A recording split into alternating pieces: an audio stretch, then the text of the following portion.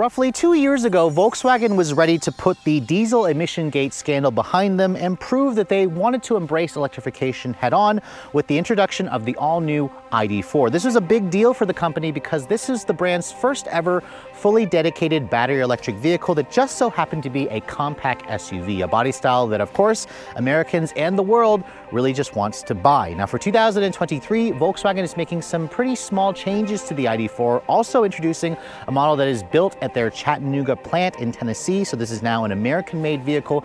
And in response to all of the new competitors that keep entering the space, Volkswagen has also improved the range ever so slightly on different models and introduced a less expensive, smaller battery pack model that comes in at just under $39,000. Now this week, as you can see, Volkswagen has loaned us not the cheap model. This is the ID.4 Pro S with the dual motor all-wheel drive and with up to 255 miles of range, just under 300 horsepower, and a price that starts at around $39,000 for the base version. It certainly has all the necessary specs to go head-to-head with the best of the segment. So if you guys have always been in the market for a compact electric SUV and you didn't necessarily want to buy a Tesla or a Hyundai or a Kia or a Ford, how does the 2023 Volkswagen ID.4 stack up? Stay tuned to find out.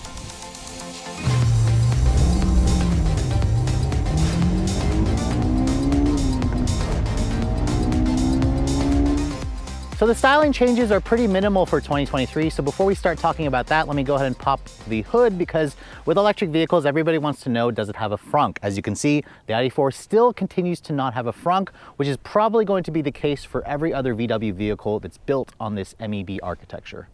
Now, underneath the hood, you're obviously going to find the electric motor componentry and a bunch of wires and different fluids and whatnot.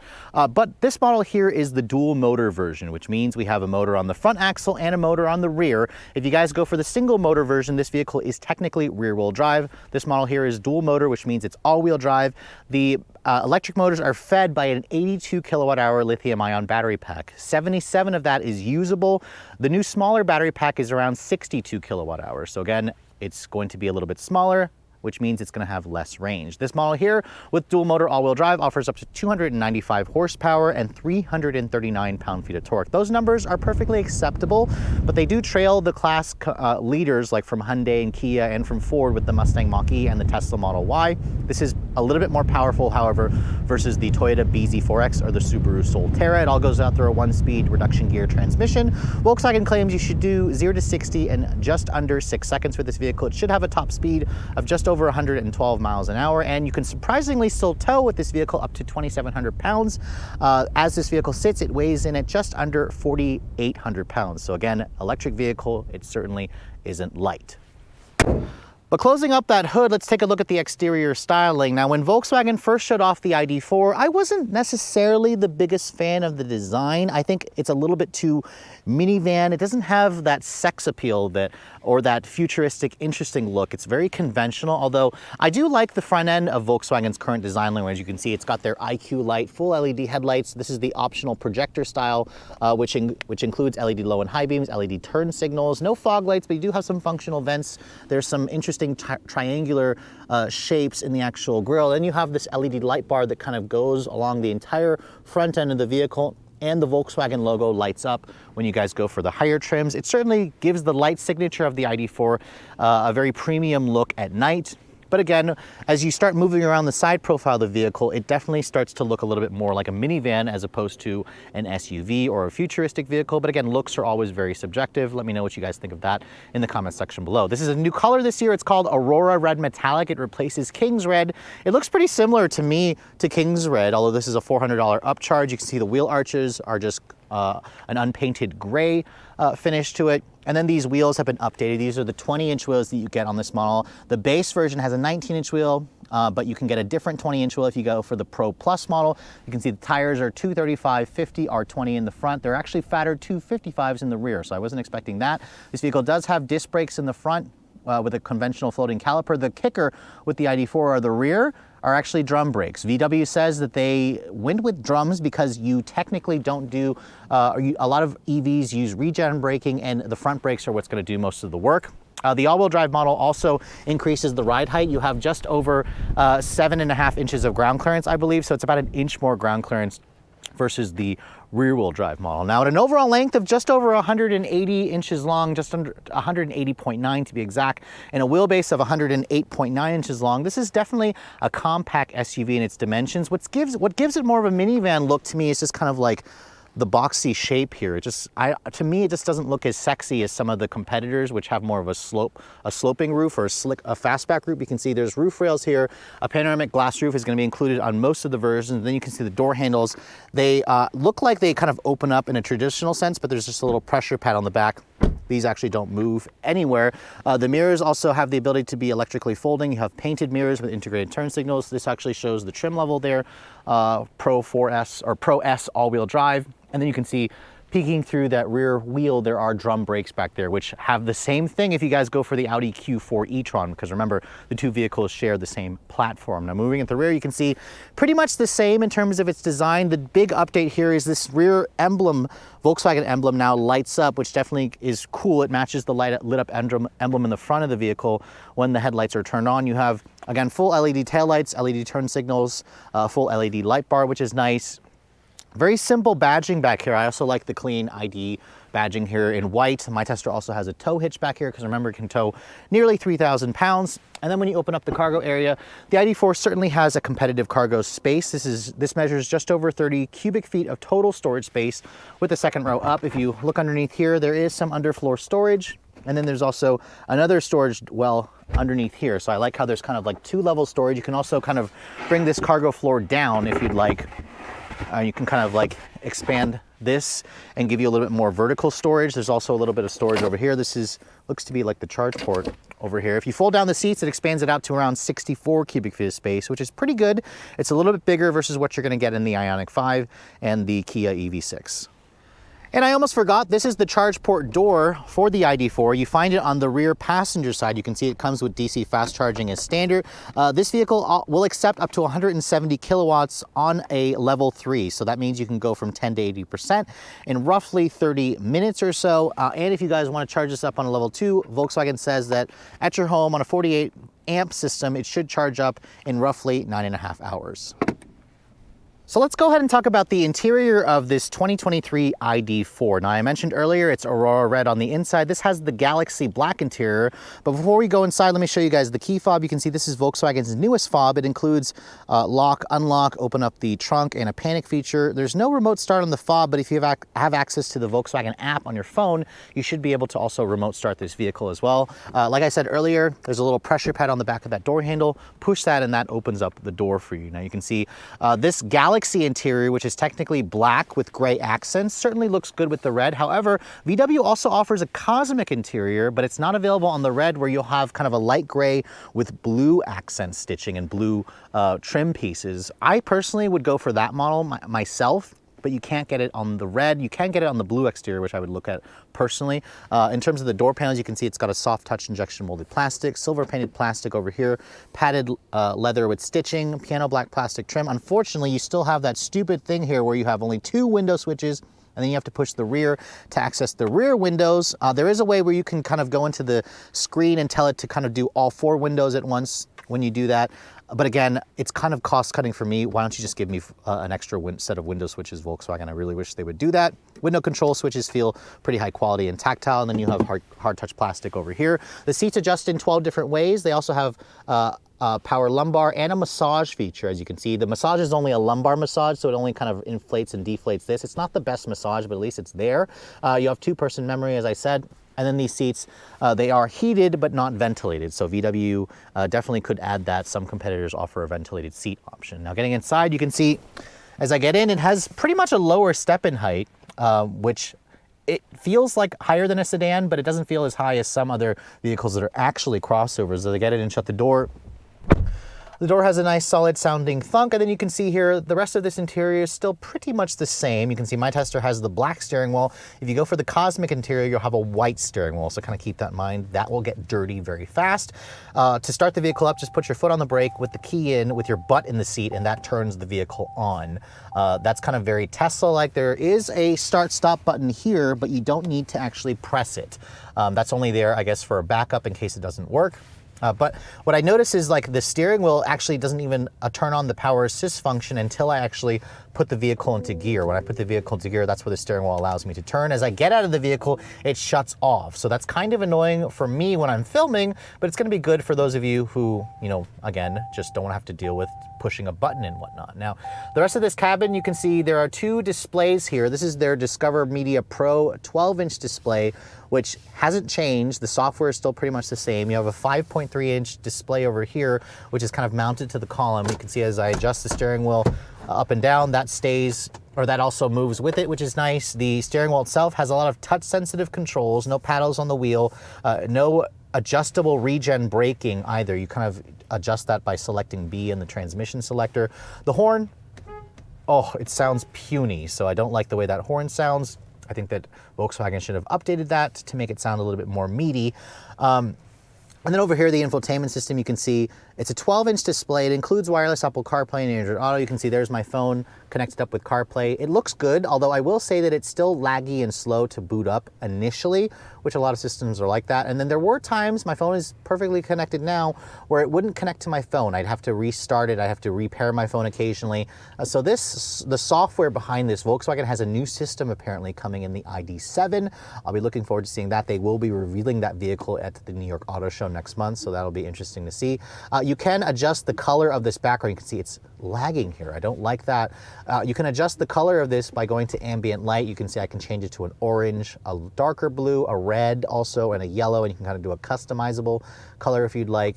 You know, obviously this is going to be up to your liking and whatnot, but it does change the ambient lighting in here as well. If you want to use the embedded GPS, you can see there's the embedded GPS. The one thing Volkswagen did add is route planning. So if I have the GPS or if I have a destination punched into the actual GPS, it'll now route plan and tell me where to stop for chargers and for how long. So before it didn't do that. That's a new software thing that they added, which is nice. These touch controls here for the climate, as you can see, are still not lit up at night, which annoys the crap out of me. You have a touch-sensitive slider for volume here. These are lit up at night, but you can see this is where you can access the full climate by clicking on that. It also has like a feature called Smart Climate. It also has this air care function where it has a cabin air purifier, which as you can see, the graphic looks great there. This starts purifying the air, which is pretty nice. You can also talk to the system as well. So I can say things like, "Hello ID, my hands are cold." Okay, warming your hands in the front. So this is where it'll turn the climate control to direct the airflow to my hands, and it also should turn on the heated steering wheel, which classic climate. It did turn on the heated steering wheel. So there's 3 different levels there along with the heated seats. Again, it's in the screen here, and it's annoying because I can see it right here, but when I touch it, it brings up a sub menu where I have to hit it there. So I would have just preferred that it just turn it on entirely, which would have been nice. But again, that's kind of a nitpick. Those are different layers that I think Volkswagen could have worked on. In terms of the dash, you can see it's got a soft touch injection molded plastic with a faux stitching, more silver painted plastic here. This is hard touch plastic down here. You can see the vents are very traditional. The heat definitely works nice. And then down here, you can see the center console was redesigned. There is still kind of like a useless space right here, but they did kind of extend the cup holders forward a little bit more. You have some deep storage over here. Piano black plastic trim, your wireless phone charging pad here, which my phone is charging right now, and you have 2 USB-C charging ports. There's now a closed center console area here with a lid. It's a nice padded area. If I open this up, you can see pretty deep storage area. Before, it was just kind of like 2 armrests that folded down that had like a cubby area. So this is a much better solution. Still not perfect, but it's an improvement for sure. The seats are also comfortable and supportive. I like the faux leather, the leatherette, which feels really nice. I would have liked to see cooled seats, but the seats definitely feel like they're tuned more for comfort, which is nice. The stereo system in this car sounds pretty decent, which is good because this car doesn't really make any kind of fake noises per se, which would have been nice. You have touch controls here for your headlight controls, the front wipers. The wiper controls are here. This is for the all-weather lights and your rear seat defrost, or your rear defrost and your front defrost. If I open up the glove box here, you can see it's pretty big. It's a bin style. It's damped, but it's not lined with felt. You have LED map lighting here. Then you have this big glass roof, which doesn't open up, but it does give you a retractable manual or power shade, which is nice because, again, if you look at Ford with their Mach-E, for example, it doesn't have, but it's kind of finicky there. I was trying to get it to stop. It doesn't have a retractable shade, same with Tesla. So Volkswagen, again, kind of gives you that option in case you don't want to get hit with too much sunlight. But overall, the front seat area certainly looks nice. It's comfortable, it's supportive, it has good tech, but the software just needs an improvement. But let's go ahead and hop into the back seat, because the rear seat of this vehicle does offer a fairly good amount of space. Now, as I get in, shut that door here, the legroom back here is around 37.6 inches, which is nice. You can see the back seat definitely shows more of the gray accents with the Galaxy interior versus the front. They put the gray along the seat back. The back seat, you can see it's along the bolsters. Gray over here. This is hard touch plastic, so that kind of carries, or doesn't carry over from the front. You have more piano black plastic trim. And then these seats, you can see they do fold down, although it's not, or it is a flat floor if you have the floor up, but they don't actually offer a recline function, which would have been nice. But as I get back here and shut the door, you can see the space back here is really good. This is actually among the best in the segment, which Volkswagen's been good with rear seat legroom figures. The floor is completely flat here, which is nice. You have 2 USB-C charging ports, you have rear seat air vents. No heated rear seats, however, but you do have some nice storage cubbies. You have one down here, and then you have one up here, which would be a great place to put your smartphone. There's a big glass roof, which again, no obstruction here, so it's a big continuous glass roof, lets in a lot of light. And if I fold this down, you can see there's an armrest that gives you 2 cup holders. So overall, if you're looking for an EV SUV with family, or space for your family with your tall friends and whatnot, the ID.4 is certainly the one that you should have at the top of your list. So it's been about 2 years since I had a chance to drive the ID.4. It's crazy to think that this car has been out for almost 2 years now. And this has become one of Volkswagen's relatively strong selling vehicles. They sold around 20,500 units. This pushes it to number 4 on the list of all electric SUVs. And they made some pretty small changes to the ID.4 in terms of the exterior and the interior. But in terms of the drive, aside from a new smaller battery pack, which this one is not it, this is the model that I suspect most people buy. It's the longer range version, the Pro S with dual motor all-wheel drive. So we have almost 300 horsepower.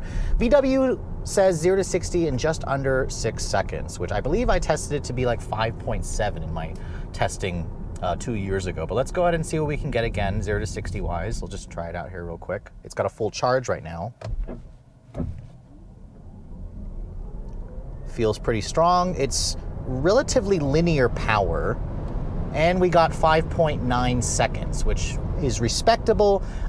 If you drive the Hyundai Ioniq 5 or EV6, however, with the dual motor all-wheel drive powertrain, it is about 1.5 seconds faster than the ID.4. Now, this isn't slow by any means, but it's just not exciting. And that's kind of the sad thing about VW, is they've always been known for doing more enthusiast-friendly vehicles. The ID.4's speed is perfectly acceptable if you have never driven the competition, but I just wanted it to be a little bit faster. I'm hoping Volkswagen does an even faster version of this car, but again, a sub 6 second time is certainly nothing to sneeze at, but we'll go ahead and try it again later on in the video and see how it does. But overall, the rest of the drive hasn't really changed. Volkswagen hasn't altered the suspension tuning or the steering of this vehicle. The ID.4 weighs in around 4,700 pounds, so you feel the heft of this vehicle, but it also is nice and low, so it has that low center of gravity. It feels relatively planted. The 20-inch wheels on this model transmits the bumps, although it's not quite as harsh as some other competitors. I will say it still feels a little bit firmer. The steering in this vehicle is relatively heavy feeling and precise, but the feel there is all just kind of fake, artificial feelings.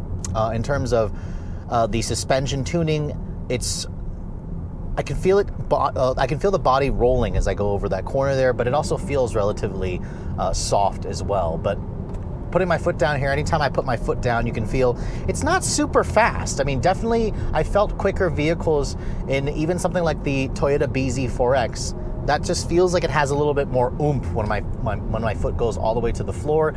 This car feels like VW is kind of holding it back. They're trying to keep it more, I guess, linear and less crazy with the off-the-line speed with electric vehicles, but I kind of think that was a missed opportunity. I like that feeling. Now, granted, I could be in a minority here. Some people may prefer the more relaxed feel that Volkswagen gave their EVs, and this is by no means slow. The beauty about electric vehicles is they offer all that torque right off of, or basically right as soon as your foot goes to the floor, they offer all that torque. But we do have around 339 pound-feet.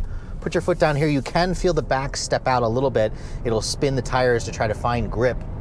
But overall, the all-wheel drive model is probably, I'd say, just the right amount of power for somebody who's just coming out of like a RAV4 hybrid. I have driven the single motor version, which is rear-wheel drive. Wasn't impressed with that. That one takes probably about 2 seconds longer to get to 0 to 60, which I think is just kind of unacceptable in this segment. I know we've just kind of been spoiled with these super fast EVs, but let's go ahead and try it again here one more time. We're at 97% charge. Nice, very smooth linear power. No gear shifting, of course. 5.8 seconds there, so we'll take that number. It is perfectly fine. I suspect the BZ4X, when I get a hold of an all-wheel drive version, is probably going to be about the same, if not quicker than this. I think I got 6.6 in a front wheel, or the single motor version of that car, which is a full 1.5 seconds faster than this version's single motor version. But overall, I like the driving position of this car. The seats are comfortable and supportive. There's no fake electric sounds in this vehicle. Occasionally, when it's really quiet, you might hear a little bit of the actual genuine real electric motor noise. The regen braking in this vehicle, if you put it into B mode here, offers some regenerative braking, although it's not the one pedal drive that I prefer from my electric vehicle. Some of you may not like one pedal drive, and if you can just put it right into the D. This will give you the ability to coast. It offers a little bit of regen braking. You can actually see it right there in the instrument panel here, and then you go to B, it goes into full regen braking. But again, it's not the full one pedal drive. VW doesn't really believe in one pedal driving. Same thing with Audis if you drive their electric vehicles, and Porsches. But overall, it's quiet in here though. In terms of the road noise, it's pretty hushed. There is a little bit of wind noise, and I did feel the roof here over bumps. You could feel it kind of creaking a little bit. I didn't really like the feeling of that.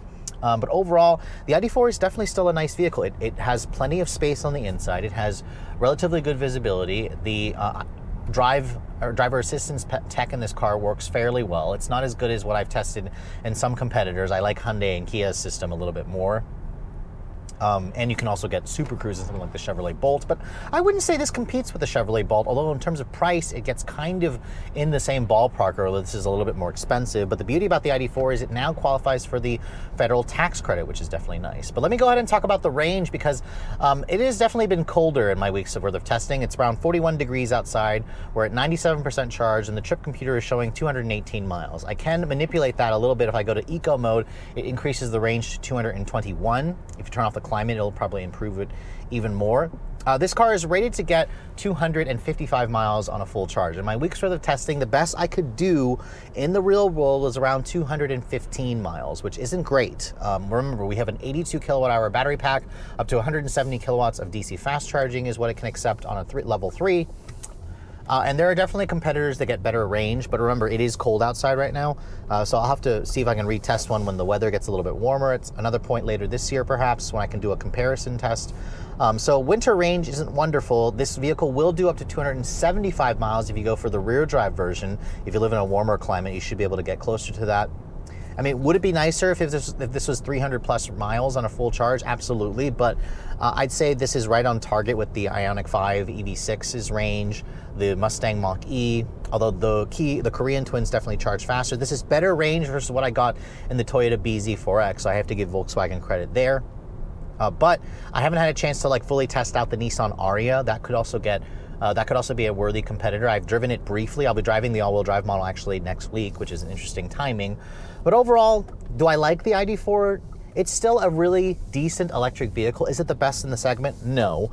Volkswagen still has some work to do to appease to me, an enthusiast. I'd like to see a faster version. I'd like to see a reskin of the infotainment system. But in terms of comfort, in terms of space, and in terms of range, it's going to be enough for most people, although if you plan to do longer road trips, this is where something like a Tesla Model Y would likely be a better alternative. So after spending a full week driving the slightly revised 2023 Volkswagen ID.4, basically everything about this model when I first tested it 2 years ago pretty much carries over. I like some of the small changes that Volkswagen has made. They've improved the range, although in the wintertime here, I haven't been able to fully test that. I like the new look of the wheels. I like the updated light signature this has at night. And then the interior, this Galaxy interior certainly looks nicer. You can also get a Cosmic interior, which has blue and gray accents. The seats are comfortable. I like the revised center console. console, which now has a little bit better storage. But the biggest problem with this car happens to be the infotainment system. I don't particularly like how slow charging it is. I really wish the Volkswagen would have updated that.